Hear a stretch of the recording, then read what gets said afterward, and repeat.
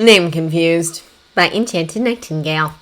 Chapter 55. Madame Holmes. He found her seated by one of the tables with window view. Her face had a starkness to it as she enjoyed her wine and glaring at the waiting staff whenever they approached. She seemed not to fit with her surroundings. How she practically vibrated that she was old money, from her pearls to her dress and the way her hair was done in an elaborate updo. She looked stunning and cold. But then again, Fritz Holmes always looked like that. Her tongue was sharper than Mycroft's, her mind was fast and brilliant, and her sons took that from her. She was also diagnosed as mildly sociopathic at one point, but her acting skills were better than Mycroft's, and her ability to blend in far better than Sherlock's. She loved getting underestimated. It was how she became so formidable. Her husband, Theodore Ignatius Holmes II, had been comfortably well off, but it was her mind that made him brilliant, and his fortune multiplied within 5 years of their wedding.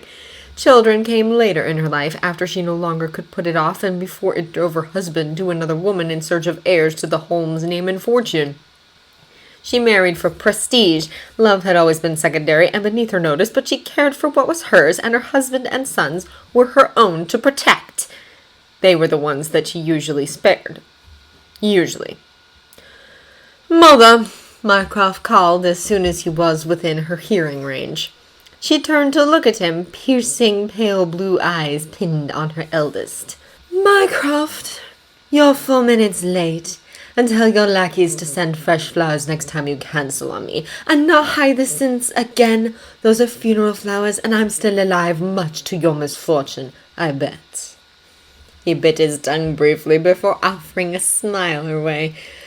"I see you're in a fine mood today," he remarked as he kissed her cheek, something she demanded of her sons every single time. She smiled briefly at him for this and watched as he took his seat across from her. "Was the drive here pleasant?"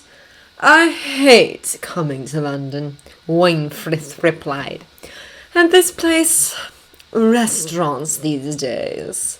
She shook her head in distaste while her son pondered whether he should get drunk or not. "Yes, well, I come here on occasion, and the food is fine," Mycroft commented. She gave him a sharp look. "Well, you do seem thinner," she remarked. "I bet it's either their portions or the quality." Mycroft smiled. "The wine is excellent, at least." "Only passable," she replied, and Mycroft smiled again. "Let's just have a quiet meal," he told her. She frowned disapprovingly at him. "How is Sherlock these days? Are you two still fighting?" "Sherlock he's fine, working with the police." "Still playing detective, that boy," Wainfrith said with distaste. "And you are a pencil pusher for the government."